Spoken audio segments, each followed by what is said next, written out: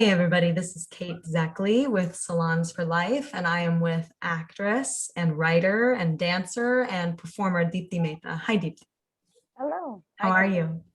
Very good. How are you? I'm good, I'm good. I'm curious how your salon went last week. On July 10th, Deepthi hosted a Zoom salon entitled Release Your Silence. It was amazing. It was so profound. People were wonderful. We had a lot of fun. You know, you would think that something that's titled "Release Your Silence" would be probably a little heavy, a little serious in tonality. And my intention was that it not be that. In order to release what's heavy and serious, you don't always have to be serious and heavy. So I think we achieved that, and everybody played, and it was just so much fun. I think, yeah, if I had to capture it in one word, it was fun. I think people found a release and a way to relax themselves. So it was sort of Was there anything that surprised you about the event that like maybe you hadn't planned for that you had to adapt to? um so I definitely ran out of time. I wanted to do a lot more stuff with them, but everybody was playing so full out, and they were wonderfully sharing. And I think one of the surprises was one of the participants had like four people in her, with like three other people with her, and that was really great. I didn't know that there would be a group, because when you have a group dynamic, that shifts the energy so much. And I invited them to keep their video open, so it's kind of like engaging and inspiring for everyone Mm. else. And they were so sweet, they did. And it really made a difference, I think, for people to just even see them. And they were able to like let go of judgments and just have fun. And having each other in that space together, like you could see how they were laughing and playing full out. So I think that was a surprise for sure. And I realized that even in the Zoom land, as we are entering the post-pandemic world, hopefully soon, if we are still weaning ourselves out of Zoom to personal spaces, this can be a great way to do that. Where, like, there are like three or four people who can host Zoom rooms in like a hybrid kind of, right? Yeah, that's so interesting you say that because my next question is going to be because you are an actor, you're so used to being and sharing space with people and the creation of a space, whether it's in a theater or on set. And if you found the Zoom room to be another form of space, and if so, if you were able to embody it. Yeah, I think it was really so. Like you said, I'm used to having people in my space, and I feel like the energy that you get from people, even as a performer, when I'm performing on stage and everything is dark, but I know there are living, breathing souls right across from me in that darkness that I might not be able to see, but I can make a difference too. Mm, Um, and in a live event, it is even more important, because then you can actually feed off of not just the energy, but also um, what they're getting and what they're not getting, because there's so much communication that's nonverbal. So I feel like all of that kind of, you have to just make do without when you're in Zoom rooms. But if there was a possibility to have like these Zoom pods of a sort, where like there's like five major Zoom rooms, or rather five people who are streaming in on Zoom, and they have like five people each in their spaces.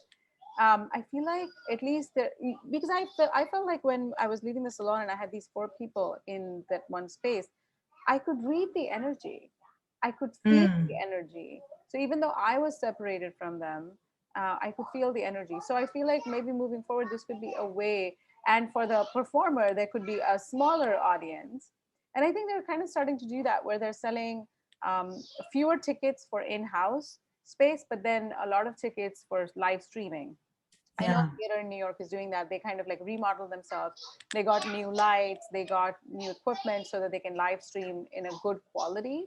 And so I feel like, yeah, that could be a great way to still feel like those living, breathing souls in the darkness or in light, and still have that social distancing, and for people to enjoy it without being there or being there. I really think your salon came at a time that's really important as we transition out of this like virtual realm that we found ourselves in the last year and a half to re-embody ourselves. And, you and I are both actors. And so we know the importance of using the whole physical body to express what's inside and intangible. And I think what you're saying about having these like Zoom pods, I think it's a really good word or phrase for it, is actually probably a really good midpoint as we reemerge. And I'm sure also, like, how do you feel if you weren't lucky enough to be in one of these Zoom pods, did you receive any feedback, or were you able to engage with the people who are one-on-one? Did you see any difference simply from like this Zoom chat window and how people embodied their physical selves? Yeah. So one of the things that we had given people total freedom to was keeping their videos off if they needed to, because it is also something that is very private for some people. And I wanted everybody to feel safe. But then there were a few people who were okay with leaving their videos on, and that was wonderful too. A lot of them actually had their videos on. And the thing is, specifically for this salon, most of the work we were doing was non-verbal, or rather, yeah, it did not involve language. It did not involve words. So everything that was to be done was with your bodies, and then with your vocal cords, but not really with words. And I feel like to perceive that is much easier than words, because words can have masks on, like you might not necessarily know what's going on in my mind. I might be having a really bad day, and then I might still be putting up a good front. A lot of us are thinking so many And then you thoughts. say, oh, no, I'm fine. Yeah. And also, like at any given moment, one of my acting coaches used to always do this, is like, what are you thinking right now? I'm sure you're thinking about 10 different things. So, that have nothing to do with you being here in the class. And we're doing that all the time. You might be at work, but you're thinking about your child in the daycare. You might be at the daycare picking up your child, but you're thinking about the food that you have to cook later on.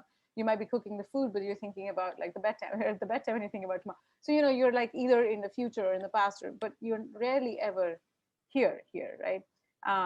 But your words always give you a mask. But when you don't have words and you're really just playing full out with your body, and your communication is void of words, there are no masks, and so it's much easier to perceive that. Which is why I love. Yeah, and I think the literal physical masking that we all experienced in this last year and moving forward is going to rewrite the script of how we communicate with one another, and barriers too, like, do we go back to shaking hands, or what other greetings do we have? That's a very Western thing, is to like shake hands. But yeah, that's very interesting that you use the word masking, like words can mask. Mhm. And I think a lot of us felt inhibited this year because of the mask, and we couldn't use our norms to communicate. But having the option to explore other methods of communication that may be more human. I went to the zoo last week, and you could tell so much by watching the animals interact with each other. They weren't using words, just like their status, how they felt, what they wanted to do, just, creatures inhabiting space and having dialogue Yeah. without dialogue. I think that's a very primitive skill that I think we can all learn again. And it sounds like that core is what you were trying to tap into. Yeah. I really wanted to work with gibberish. I mean, you're an actor, so you know the power of gibberish, right? Like Yeah. if you just say the things but without using the words, like how does it sound? What happens? You can still communicate, which is Are, are you planning on exploring this topic in workshop form I moving forward? I am. So I had been intending to start doing a workshop for non-actors, like, acting workshop for non-actors, but it's not necessarily acting workshop. It's really a releasing workshop. What it is to use the tools from actors to then, for non-actors to find their connection, their focus, their confidence, and to be able to relax. Because as an actor, you know this, Kate, like we have to be relaxed in order to um, take on another being, to perform. You cannot bring your own baggage. I mean, you can use your baggage, but that's different from bringing it on the stage with Yeah. you or on the set with you. And I think relaxation is such an important part of an actor's work on a day-to-day basis too. I think that's something that I can teach non-actors. It would be a wonderful thing. So I think like this is release and relaxation and rejuvenation that they can find from acting exercises can be amazing. And in that, gibberish is going to definitely have a huge role. I love that. And is that workshop coming up? Yes, so I'm conducting one on August 7th. I believe it's a Saturday from 4 o'clock to 6 o'clock in the afternoon. And that is going to be a fun workshop. Again, I am calling it acting for non-actors as of now, but I might come up with a better word because I don't want people to think that they'll have to come and act, because it can be so intimidating, which is really weird. Because I'm Mm. like, what? Acting? Intimidating? Hello. What are you talking about? And But as we all know, as actors, what we're taught, acting is just reacting. It's not performance. It's just yeah, reacting. very true. Acting is just being. And I mean, I'm teaching a workshop to little kids. And the first thing I started with was like, what do you think acting means? Because that's what I do. Any workshop that I'm teaching, I'm a dictionary nerd. I'm a nerd to find out what people think meanings of words are, because a word can mean totally different things for 10 different people, you know? So with these kids, I asked them what acting is. And it was pretty cool because one of the kids was like, to do something. Mm. Yeah, and if that's Yeah, that's pretty spot on. it's not to be someone else. Acting is really, yeah, we are being someone else, but really acting is to act, to do. Um, but people don't always think of acting as that. People think of acting as something intimidating. But anyway, yeah, so August 7th, 4 p.m. to 6 p.m., I'm planning to teach a workshop where we'll explore all these acting exercises that will help you free your mind. And the beautiful thing about it is through movement and through gibberish, you can release a lot of unspoken, unidentified trauma. And trauma is a big word. Let me just say stress, because we're always accumulating micro and macro stress every day. So that gets released through movement and Mm. vocal expression. And that's what people can experience on Saturday, August 7th, if they choose to come. I hope That's they great. And can they find that on your website and email? so right now it's not on my website, but I will put it up, and it is on my I'm going to put the information on Instagram soon, and they can email me.